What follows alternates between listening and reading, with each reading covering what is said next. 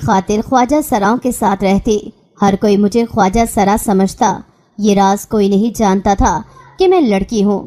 آج بھی میں خواجہ سرا بن کر ناچ رہی تھی کہ اچانک بے ہوش ہو گئی اور نوکرانی مجھے آرام کے لیے بیڈ روم میں لے گئی اور بیڈ پر لیٹتے ہی سو گئی۔ جب آنکھ کھلی تو سر پر آسمان ٹوٹ پڑا۔ میرا نام زہرا ہے، ہم 2 بہنیں ہیں۔ میرے والد ایک غریب شخص تھے اور غریبوں کی عزت بھی ان کی مجبوریوں کی طرح کوڑیوں کی ہوتی ہے۔ نہ کوئی مجبوری سمجھتا ہے، نہ ہی غریب کی عزت کو عزت۔ ہم دونوں بہنیں بہت خوبصورت تھیں۔ میری ماں پریشان رہتی تھی کہ کیسے ہمیں زمانے کی بری نظر سے بچائے۔ وہ خود 2 گھروں میں کام کرتی تھی۔ ابا بھی سارا دن ریڑھی پر سبزی بیچا کرتے تھے، لیکن ان کی یہی کوشش تھی کہ ہمیں گھر سے نہ نکلنا پڑے۔ اپنے کم وسائل میں بھی ہمیں اچھی تعلیم دلوائی۔ بھائی کوئی تھا نہیں جو ابا کا سہارا بنتا۔ میری بڑی بہن کا رشتہ میرے چاچا کے بیٹے سے کر دیا گیا۔ وہ 20 سال کی تھی جب اس کی شادی کرتی۔ جہیز کے نام پہ چند جوڑے اور ضرورت کی کچھ چیزیں اسے دے سکے تھے۔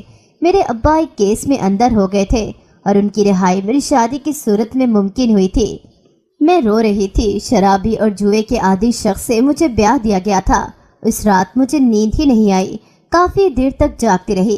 میرا شوہر سارا دن گھر سے باہر رہتا، میری سوتن مجھے سارا دن گھر کا کام کرواتی۔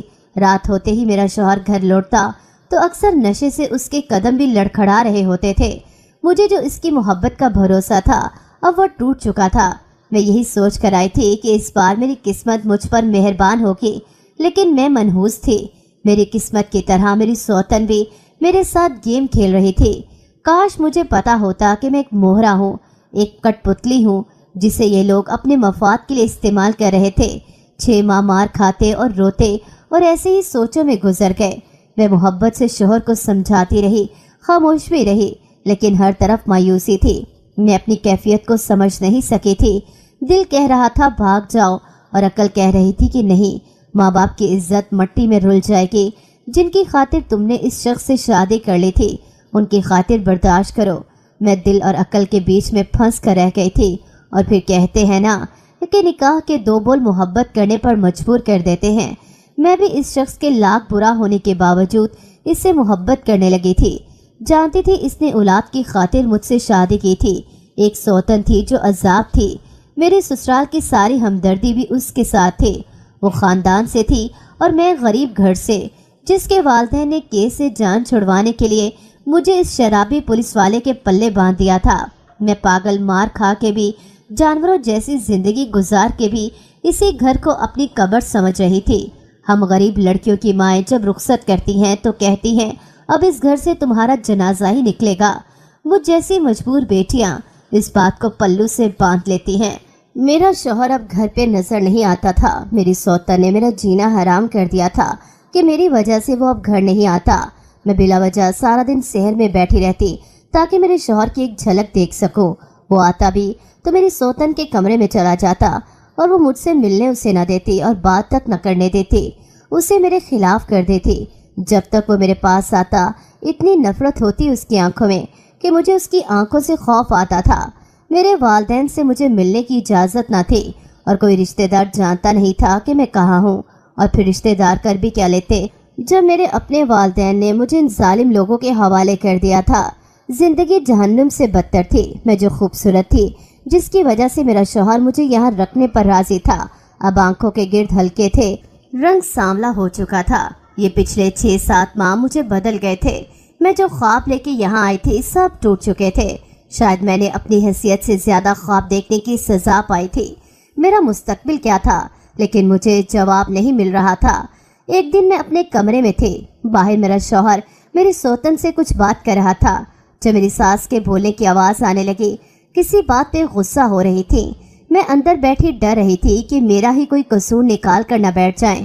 میں دعائیں کر رہی تھی کہ سب ٹھیک ہو۔ اب میں تھک چکی تھی اور یہی چاہتی تھی کہ میں بھی اب دوسری لڑکیوں کی طرح سکون سے عزت کی زندگی گزاروں۔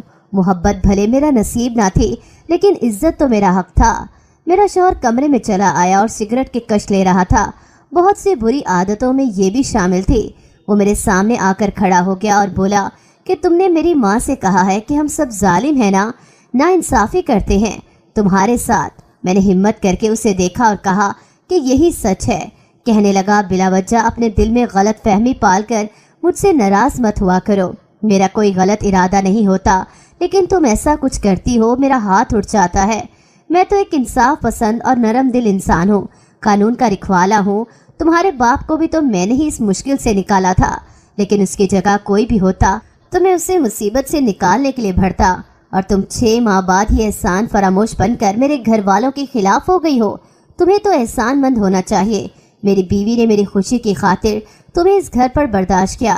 میں اپنے آنسو روکنے کی کوشش کر رہی تھی، کون کسے برداشت کر رہا تھا یہ میں ہی جانتی تھی۔ انہی دنوں میری سوتن کا بھائی ہمارے گھر رہنے آ گیا، اور یہ میری بری قسمت کا ایک اور باپ تھا۔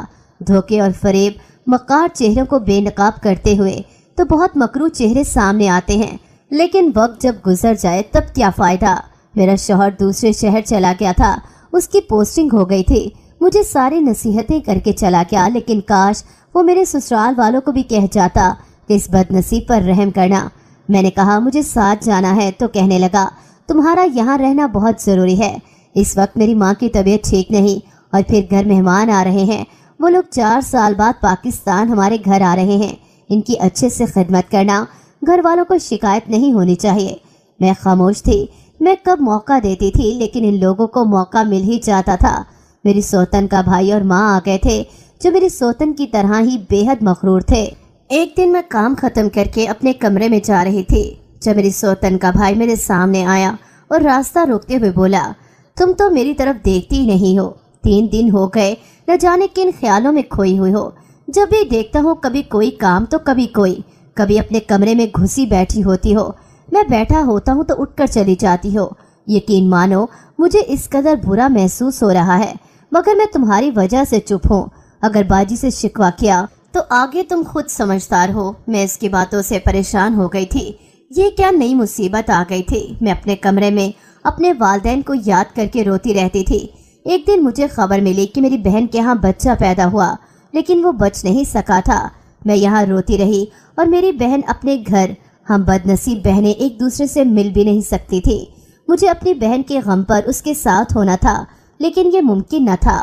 ایک رات میری سوتن میرے پاس آئی اور بولی، دیکھو زہرا، میرا بھائی ایک بہت ہی مختلف قسم کا انسان ہے، وہ جہاں سے آیا ہے وہاں لڑکے لڑکی کی دوستی یا ایک دوسرے سے بات کرنا معیوب نہیں سمجھا جاتا، اس لیے اس کی سوچ بھی بہت مختلف ہے۔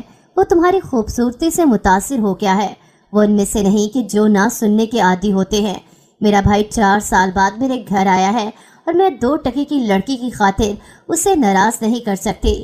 اگر وہ لوگ یہاں سے ناراض ہو کر گئے تو یاد رکھنا تم بھی اس گھر میں دفن ہو جاؤ گی، اور اگر تم میری بات مان لو، میرے بھائی سے دوستی کر لو، تو میں وعدہ کرتی ہوں تمہیں اس عذاب سے نکالوں گی اور تمہاری شادی اپنے بھائی سے کروا دوں گی۔ اسے تم بہت پسند ہو، وہ تمہاری شرافت سے بہت متاثر ہے۔ میں پاگل ڈر گئی، مجھے لگا بات کرنے اور سننے میں کیا حرج ہے، لیکن مجھے کیا پتا تھا میری سوتن مجھے ذلیل کروانا چاہتی ہے میرے شوہر کی نظروں میں۔ میری سوتن کا بھائی مجھے کہنے لگا کہ اس شادی نے تمہیں دیا ہی کیا ہے، دفع کرو، چھوڑ دو اس شخص کو۔ میری بہن بھی خوش اور تم بھی خوش، مجھے پڑھی لکھی خوبصورت لڑکی چاہیے، اس کے علاوہ بھلا اور کیا معیار ہو سکتا ہے کسی کو پسند کرنے کا۔ تم تعلیم یافتہ ہو، حسین ہو، بھلے غریب کی بیٹی ہو، لیکن محبت یہ سب کچھ کہاں دیکھتی ہے۔ اس طرح تو ہمارے خاندان کی ہر لڑکی تعلیم یافتہ بھی ہے اور خوبصورت بھی، لیکن آج تک کسی سے متاثر نہیں ہوا۔ مجھے متاثر کرنے کے لیے تمہاری شرافت اور معصوم صورت ہی کافی ہے۔ آپ کو ہر طرف سے نفرت ملی ہو تو محبت کے چند بول آپ کے زخم بھرنے لگتے ہیں۔ میں بھی پاگل تھی، دشمنوں کی پہچان نہیں تھی، وہ دھوکہ دے رہا تھا اور میں دھوکے میں آ گئی۔ میری سوتن کا بھائی شجاع مجھے بظاہر اچھا انسان لگنے لگا، جس سے میری فکر تھی مجھے اس مصیبت سے نکالنا چاہتا تھا۔ میں حقیقت سے آنکھیں چرائے ایک سراب کو اپنا سمجھ رہی تھی۔ ایک دن میری سوتن نے بتایا کہ میرے بھائی کی بیوی جو انگریز ہے، اس کی وجہ سے میرا بھائی گرین کارڈ حاصل کر سکا تھا۔ وہ میرے بھائی کی بیوی کہلانے کے لائق نہیں۔ وہاں کے آزاد ماحول کی وجہ سے شجاع خود بھی بہت پریشان ہے۔ میرا دل کرتا ہے اس انگریز لڑکی کا چہرہ بگاڑ دوں۔ میرا بھائی نہ چاہتے ہوئے بھی اس کے ساتھ رہنے پر مجبور ہے۔ وہ لڑکی حد سے زیادہ تیز ہے، پڑھی لکھی تو ضرور ہوگی، آخر انگریز ہے۔ میں چاہتی ہوں تم میرے بھائی کو ایسے سمجھاؤ کہ یہ واپس نہ جائے۔ میرے پاس ایک آئیڈیا ہے کہ تم ایسے کرو، اس لڑکی کی طلاق کروا دو۔ मेरे भाई की जिंदगी से निकल गई तो इसका ये खौफ भी ख़त्म हो जाएगा कि वापस ना गया तो इसकी बीवी कहीं इसके ऊपर केस न चला दे। मैं इस वक्त तक यही समझ रही थी कि मेरी सौतन मेरी खातिर और अपने भाई की खातिर ये सब कर रही है। वो मेरा ख्याल रखती और मेरे साथ ऐसे थी जैसे बहनें होती हैं। मैंने शुजा से बात की कि अगर वो अपनी अंग्रेज़ बीवी को तलाक दे दे तो हम दोनों शादी कर लेंगे, और मेरी अकल पर पत्थर पड़ गए थे। इस वक्त ये नहीं सोचा कि इस शख्स से शादी कैसे होगी। मेरा शौहर मुझे जिंदा छोड़ेगा तब ना। लेकिन मेरी आंखों पर धोखे की खूबसूरत पट्टी मेरी सौतन ने बांधी थी। मुझे इस वक्त बहुत आसान लग रहा था इस माहौल और अपने जालिम शराबी शौहर की कैद से निकलना। शुजा ने कहा, मैं ऐसे कैसे कर सकता हूँ, सब कुछ मेरी बीवी का है, उसे छोड़ा तो सब कुछ हाथ से जाएगा। मैंने कहा, क्यों नहीं कर सकते ऐसा? जब तुम्हें इस लड़की में कोई दिलचस्पी ही नहीं तो उसे निकाह में रखने का क्या फ़ायदा? उसने मेरी तरफ देखा और कहा, तुम परेशान ना हो, हम कोई ना कोई हल निकाल लेंगे, मगर अब तुम्हारे शौहर के सामने हमें बहुत एहतियात करनी पड़ेगी। मैं जानता हूँ उसे तुम में कोई दिलचस्पी नहीं, लेकिन ये भी हकीकत है कि ऐसे मामले में शौहर गैरत में आ जाते हैं। लेकिन तुम फिक्र ना करो, मैं तुम्हें यहाँ से निकालूंगा, हम एक अच्छी ज़िंदगी गुजारेंगे। और किसे पता था कि ये अच्छी ज़िंदगी गुजारने के ख्वाब मुझे कितने महंगे पड़ेंगे। मेरे ससुराल वाले मुझे अजीब नज़रों से देखते। मेरा शौहर जब से गया था उसने मुझसे राब्ता नहीं किया था। अपनी सौतन से पूछा तो कहने लगी उससे भी राब्ता नहीं हुआ। मेरा दिल बहुत ही बेचैन रहता, जिसे पता नहीं क्या होने वाला हो। एक दिन मेरा शौहर वापस आ गया। वो बहुत खुशी खुशी सबसे मिल रहा था। शुजा से भी बहुत अच्छे तरीके से मिला, लेकिन उसने मेरी तरफ देखा तक नहीं था। मैं अपने कमरे में आ गई और दिल को समझाने लगी, मुझे इस शख्स के साथ कौन सा रहना है। नहीं फिक्र करता तो ना करे, मुझे भी इसकी परवाह नहीं होनी चाहिए। मेरी सौतन मेरे पास आई और बोली कि नबी शुजा ने जो कुछ कहा इसका जिक्र शौहर से मत करना। मैंने कहा, मैं पागल नहीं हूँ। मैंने डर के मारे बाहर की तरफ देखा और कहा कि तुम क्यों मुझे मरवाने लगी हो, लेकिन वो तो ऊंचा ऊंचा बोलने लगी। तभी मेरा शौहर कमरे में आ गया। उसे देखते ही बोली, ये देख ले, ये किस तरीके से बात कर रही है, कितनी बदतमीजी से ये लड़की मुझसे बात कर रही है। तुम्हारी गैर मौजूदगी में भी ये मुझसे ऐसे ही बदतमीजी से बात करती है। मुझे बांझ कहती है मेरी औलाद ही इस सारी जायदाद की वारिस होगी और मैं तुम्हें यहाँ से धक्के दे के निकाल दूंगी। मेरी सास ने मेरी सौतन को गले से लगा लिया और बोली कि तू कहीं नहीं जाएगी, ये नीच लड़की ही यहाँ से इस दिन निकाल दी जाएगी जिस दिन हमें बच्चा मिल गया। सिर्फ बच्चे की खातिर ही हम लोग इसे बर्दाश्त कर रहे हैं। मेरी सास मेरे शौहर से कह रही थी कि तुम्हारी नरमी ने इसे शेर बना दिया है, अगर थोड़ी सी सख्ती इस पर करते तो ये काबू में होती। तुम्हारी वजह से मैं भी इसे कुछ नहीं कहती थी, मगर इसका ये मतलब नहीं कि ये हत्थे से उखड़ जाए, अपनी औकात भूल जाए। मेरी सौते ने कहा, ये तो घटिया लड़की है, मेरे भाई पर डोरे डाल रही थी, लेकिन वो तो शरीफ इंसान है, तुम्हारी इज्जत को अपनी इज्जत समझता है। मैंने हैरानी से इस औरत को देखा जो सब कुछ खुद प्लान कर रही थी और अब सब कुछ मुझ पर डालकर खुद अच्छी बन गई थी। मेरा शौहर तो कुछ बोल ही नहीं रहा था। मेरा दिल जोर जोर से धड़कने लगा। जैसे शुजा कमरे में दाखिल हुआ, मैं भागकर उसकी तरफ गई और उसके पैरों में पड़ गई कि खुदा का वास्ता है, सच बता दो, ये सब कुछ मैंने तुम लोगों के कहने पे किया था। तुम लोग चाहते थे कि मैं तलाक लेके तुमसे शादी कर लूं क्योंकि तुम्हें अपनी बहन की फिक्र थी। मेरे शौहर ने गुस्से से मेज को लात मारी और मेरी तरफ बढ़ा और बालों से पकड़कर मुझे घसीटता हुआ अपने कमरे में ले गया। उसने मुझे थप्पड़ों से मारा और तब तक मुझे मारता रहा जब तक वो थक न गया। मैं चीखती रही, मदद के लिए पुकारती रही, लेकिन वहाँ कौन था मेरा शौहर मुझे कमरे में बंद करके निकल गया। मैं दर्द से कराहती रही, लेकिन मेरा गम गुसार कोई न था। 2 दिन में इसी कमरे में बंद रही। भूख प्यास ने मेरा बुरा हाल कर दिया था। मैं बैठे बैठे बेहोश हो जाती। एक दिन दरवाज़ा खुला, मेरी सौतन अंदर आई, मुझे धक्का देकर ज़मीन पर गिराया और मारना शुरू कर दिया। कहने लगी, तू क्या समझती थी इस मासूम सूरत से तू मेरे शौहर को छीन लेगी मुझसे? मैं कोई मज़ाहमत नहीं कर रही थी, मेरे जिस्म में तो ताकत ही ना थी और वो नफरत में मेरे चेहरे को पीट रही थी। जब उसका भाई आया और बोला, बाजी ये आप क्या कर रही हैं? दफा करें जो हम इसके साथ कर चुके हैं, इसके बाद अब ये खुद ही डूब मरेगी और तुम्हारी जान छोड़ जाएगी। मेरी सौतन का गुस्सा कम नहीं हुआ था। कहने लगी, मैं जो कर रही हूँ मुझे करने दो, और ये सब मुझे बहुत पहले करना चाहिए था, बल्कि मुझे नहीं तुम्हें करना चाहिए था। ورنہ یہ آج اتنی بدتمیز نہ ہوتی۔ اسے اپنی اوقات یاد دلاؤں گی میں، لیکن شجاع میری سوتن کو وہاں سے لے گیا۔ میں موت کی دعا کرتی تھی کہ کاش میں مر جاؤں۔ میرے جسم پر لگے زخم کم تھے، لیکن روح چھلنی ہو چکی تھی۔ اس رات میری آنکھ کسی کے جگانے سے کھلی تھی۔ میں نے درد سے بند ہوتی آنکھوں سے دیکھا شجاع تھا، جو کہہ رہا تھا تمہارے پاس وقت ہے، ابھی یہاں سے بھاگ جاؤ، اپنی جان بچا لو۔ میں نے کہا تم یہاں سے چلے جاؤ، مجھے تمہاری شکل سے نفرت ہے، تمہاری وجہ سے میرا گھر برباد ہوا ہے۔ میں اسے بد دعائیں دے رہی تھی۔ اس نے کہا آج کی رات ہے تمہارے پاس، یہاں سے نکل جاؤ، نہیں تو کل کا سورج دیکھنے کے بعد کسی کو شکل نہیں دکھا سکو گی۔ میں حیران تھی اور کہا اور کیا برا ہوگا؟ اذان سے کچھ دیر پہلے مجھے اس منحوس آدمی کی باتیں یاد آئیں۔ میں نے وہاں سے بھاگ جانا مناسب سمجھا۔ میں کس طرح وہاں سے نکلی یہ میں ہی جانتی تھی۔ راستے میں کتنی بار گری، لیکن زخموں کی پرواہ کیے بغیر مجھے یہ سفر کرنا ہی تھا۔ کوئی مجھے اپنے دروازے پر بیٹھنے نہیں دے رہا تھا۔ میری حالت ہی ایسی تھی جیسے پاگل ہوتے ہیں۔ ایک عورت نے مجھے دیکھ کر کہا کہ بچے اٹھانے والی ہے، اور دروازہ بند کر دیا۔ میں بڑی مشکل سے بس اڈے پہنچی، بھیک مانگی اور نہ جانے کس شہر کی بس تھی جس میں سوار ہو گئی۔ کہاں اتری کچھ پتہ نہیں۔ کچھ دن بھیک مانگتی رہی۔ ذہنی حالت ایسی تھی کہ کچھ سمجھ نہیں آ رہی تھی کہ کیا کروں۔ ایک دن کچھ خواجہ سرا میرے پاس سے گزرے۔ میں ان کے پیچھے بھیک مانگنے آئی۔ ان لوگوں نے مجھے دیکھا تو کہنے لگے تو لڑکی ہے یا ہمارے جیسی ہے؟ میں نے جھوٹ بول دیا کہ میں خواجہ سرا ہوں، اور وہ لوگ مجھے ساتھ لے گئے۔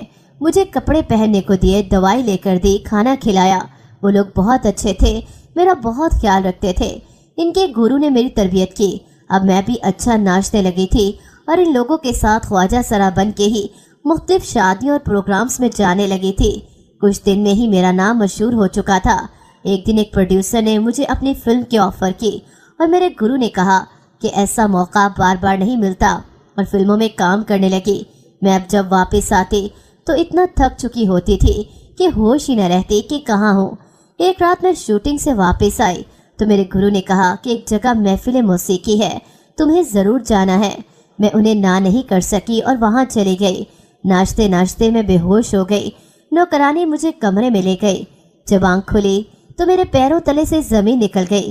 سامنے میرا شوہر تھا جو مجھے دیکھ رہا تھا، اور خواجہ سرا اور گرو بھی وہیں تھے۔ ان لوگوں نے کہا کہ میں ایک لڑکی ہو کر ان لوگوں کو دھوکہ دیتی رہی کہ خواجہ سرا ہوں، انہیں اس بات کا دکھ ہے، لیکن تمہارے شوہر نے انہیں سب سچ بتا دیا ہے، اس لیے وہ لوگ مجھے معاف کر چکے ہیں۔ میں نے ڈرتے ڈرتے اپنے شوہر کو دیکھا، اور وہ منحوس رات یاد آئی جب میں وہاں سے بھاگی تھی، اور قسمت پھر سے اس شخص کو سامنے لے آئی تھی۔ میں نے نفرت سے اس شخص کو دیکھا اور کہا میں اس کے ساتھ نہیں جاؤں گی۔ 2 سال جس طرح میں نے گزارے اور اپنی عزت بچانے کے لیے کیسے خواجہ سراؤں جیسی زندگی گزاری میں بھول نہیں سکتی۔ جس لڑکی کو کسی غیر مرد نے دیکھا نہ تھا، اسے اب ایک زمانہ ناچتے دیکھتا تھا۔ میں نے کہا میں اسے کبھی بھی معاف نہیں کروں گی، لیکن میرے گرو نے کہا کہ عورت کی زندگی جیسی بھی ہو، ایک گھر کی 4 دیواری اسے عزت دیتی ہے۔ خواجہ سرا بن کے معاشرے میں اچھا مقام حاصل نہیں کر سکتے۔ اس شخص کو آخری موقع دوں، یہ اپنی غلطی سدھارنا چاہتا ہے۔ میں منع کرتی رہی، لیکن کچھ لوگ ہوتے ہیں جن کے احسان کے تلے آپ دب چکے ہوتے ہیں۔ مجھ پہ بھی ان لوگوں کا احسان تھا، اور اس احسان نے میرے پیر باندھ دیے۔ میں ایک بار پھر سے وہیں تھی جہاں سے چلی تھی۔ وہی گھر تھا، وہی لوگ تھے۔ میرے سسرال والے حیران تھے مجھے دیکھ کر۔ میری ساس مجھے مارنے کے لیے آگے بڑھی۔ میرے شوہر نے مجھے خود سے لگا کر بچانا چاہا۔ میری ساس نے کہا تم اس لڑکی کی ڈھال بن رہے ہو جس کے باپ نے تمہارے بھائی کو مارا۔ تمہاری بیوی اس کی وجہ سے موت کے منہ میں چلی گئی، اور یہ گھر اس کی نحوست کی وجہ سے قبرستان جیسا ہو گیا۔ میں سب کچھ حیرانی سے سن رہی تھی۔ یہ سب کچھ کیا تھا؟ جب میرے شوہر نے کہا اماں میرے بھائی کو اس کے باپ نے نہیں مارا، میری بیوی بھی اس کی وجہ سے نہیں بلکہ آپ کی وجہ سے مری تھی۔ آپ نے اس کے لیے جو جال بچھایا تھا وہ اس جال میں پھنس گئی تھی۔ آپ لوگوں نے چولہے کی گیس جلتی چھوڑ دی تھی کہ اسے جلنے کے لیے وہاں بھیج دیں، لیکن وہ چلی گئی، اور جیسے ہی ماچس جلائی آگ نے اسے اپنی لپیٹ میں لے لیا، اور اب بھی اسے ہی قصوروار سمجھتی ہیں۔ میں سب کچھ حیرانی سے سن رہی تھی۔ سب کچھ کیا ہو گیا تھا؟ میری ساس نے کہا اور وہ جو یہ شجاع کے ساتھ عشق لڑا رہی تھی تو کیسے بھول گیا؟ تمہاری جگہ پر کوئی اور ہوتا تو مار مار کر اس لڑکی کی قبر بنا چکا ہوتا اب تک۔ और तुम बेगैरत होकर इसे फिर घर ले आए हो। मेरे शौहर ने कहा, मैं थक चुका हूँ और मेरा ज़मीर अब औरत पर हाथ उठाने के हक में बिल्कुल भी नहीं। मैं उसे यहाँ मारने के लिए नहीं लाया, मैं इसे सिर्फ इस मकसद के लिए लाया हूँ ताकि मैं अपनी गलतियों को सुधार सकूँ, इसके वालिदैन तक इसे पहुँचा सकूँ। इसने बहुत सज़ा पाई उस जुर्म की जो इसके बाप ने और उसने किया नहीं था। मैं अभी तक अपने शौहर के सीने में सर छुपाए हुए रो रही थी। मेरी सास ने आगे बढ़कर मेरा हाथ खींचा और मुझे मेरे शौहर से अलग किया। उसने मेरे बाल खींचे, मुझे मारना शुरू कर दिया। मेरा शौहर आगे बढ़ा और बोला, अम्मा मुझे आपसे ऐसी उम्मीद नहीं थी। मेरे शौहर ने नौकरानी को आवाज़ दी और कहा, इसे अंदर ले जाओ। मेरी सास की आवाज़ कमरे तक आ रही थी। वो कह रही थी, निकले ना इसी नीच की औलाद। तुम्हारे बाप ने मुझे छोड़कर एक शहरी लड़की से शादी कर ली थी और मुझे धोखा दिया था। जब वो तुम्हें जन्म देते मर गई तो तुम्हें मेरी गोद में देकर बोला, अब तुम इसकी माँ हो। इस औरत के बच्चे से मैं कैसे मोहब्बत करती। मुझे नफरत थी तुमसे, तुम्हारे बाप से, तुम्हारी माँ से, लेकिन मैं बदला लेना चाहती थी। मैं कैसे भूल जाती, मैं तुम्हारे बाप की खानदानी मंगेतर थी बचपन की, जिसे तुम्हारी माँ ने अपनी मोहब्बत के जाल में फंसाया दौलत की खातिर। इसके इश्क में अंधा होकर तुम्हारा बाप मुझसे शादी से इनकार करके गांव छोड़कर शहर चला गया। तुम्हारी माँ के पास फिर एक दिन वो तुम्हें लेकर वापस आ गया। फिर तुम्हारे बाप ने मुझसे शादी की और तुम्हें मेरी गोद में डाल दिया। मैंने नफरत के बावजूद तुम्हें अपनाया क्योंकि तुम्हारा बाप तुमसे बहुत मोहब्बत करता था। मैं मजबूर थी, तुम्हें दूर करती तो तुम्हारा बाप मेरा न रहता, इसीलिए मैंने सब्र किया। और जब तुम बड़े हुए तो तुम्हें कहा कि मेरी भांजी से शादी करो। मैं जानती थी वो बांझ है, मैं चाहती थी तुम्हारी नस्ल आगे ना बढ़े, इस मनहूस औरत की नस्ल आगे ना बढ़े जिसकी वजह से मैं तुम्हारे बाप ने मुझे छोड़ा था। इसीलिए तुम्हें कहा, अगर तुम मेरे इतने ही फर्मा बरदार हो तो मेरी भांजी से शादी कर लो और अगर चाहो तो दूसरी शादी भी कर लेना, क्योंकि मैं जानती थी तुम इस मनहूस से मोहब्बत करते थे। मैं हैरान थी, मेरा शौहर मुझसे मोहब्बत करता था, वो भी मुझसे शादी से पहले, और ये बात मुझे पता न थी।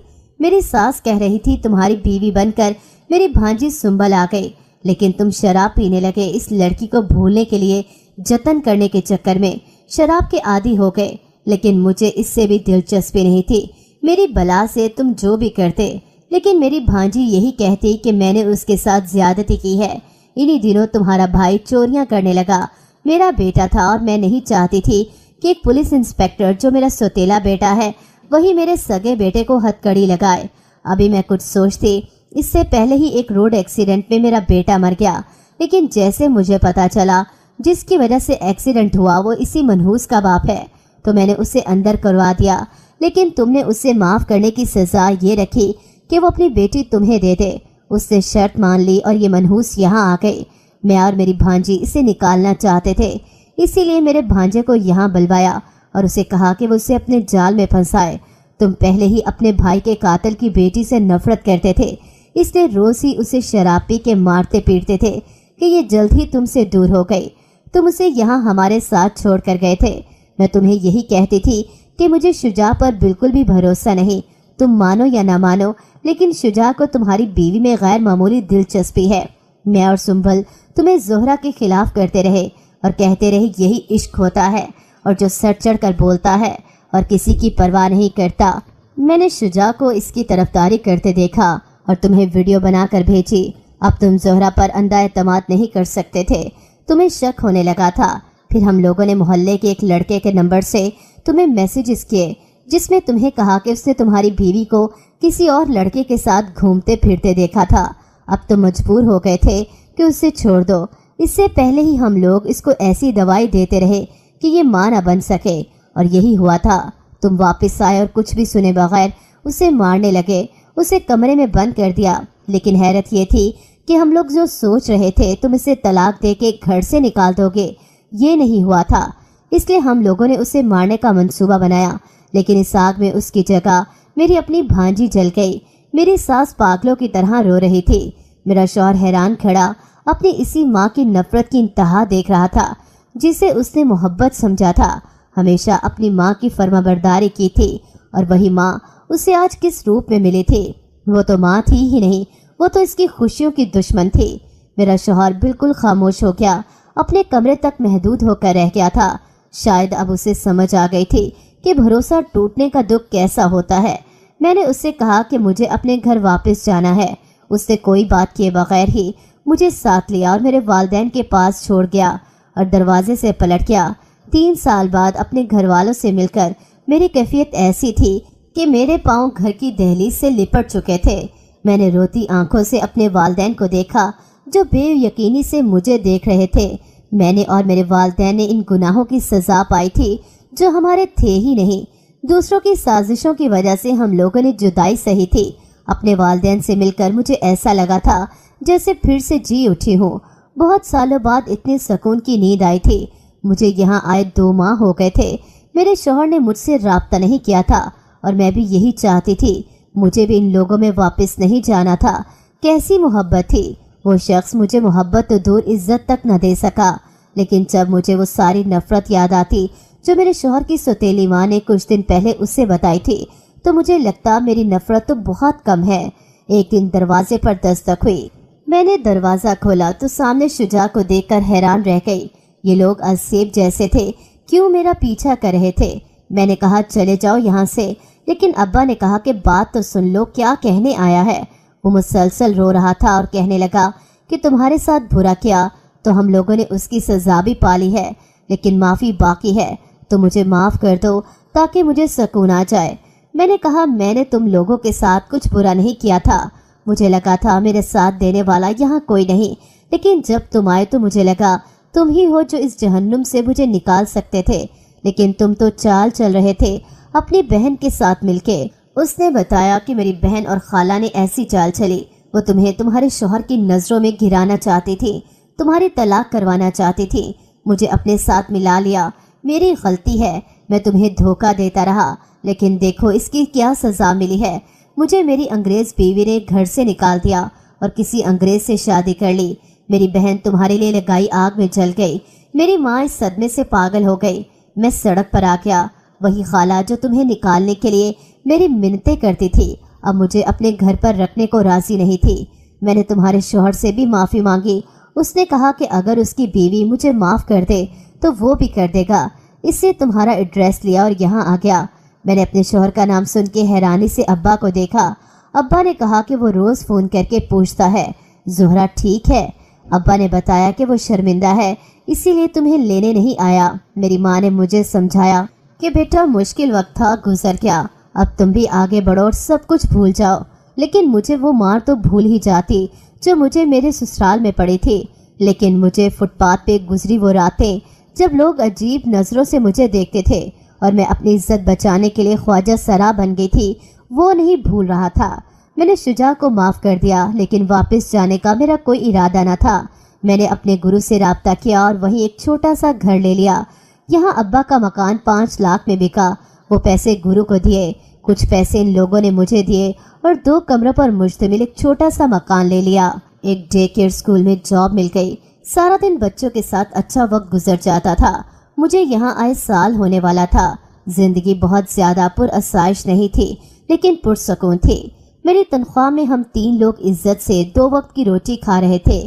گرو نے بہت کہا کہ پھر سے فلموں میں کام کرو، لیکن میں گمنام ہی رہنا چاہتی تھی۔ مجھے لکھنے کا شوق تھا، میں شاعری بھی کرنے لگی۔ شاعری میں اپنے سارے درد جو کہہ نہیں سکی تھی اب لفظوں میں کہنے لگی۔ اب جب ہم کچھ دل سے کہتے ہیں تو اس کا اثر دوسروں کے دلوں پر ضرور ہوتا ہے۔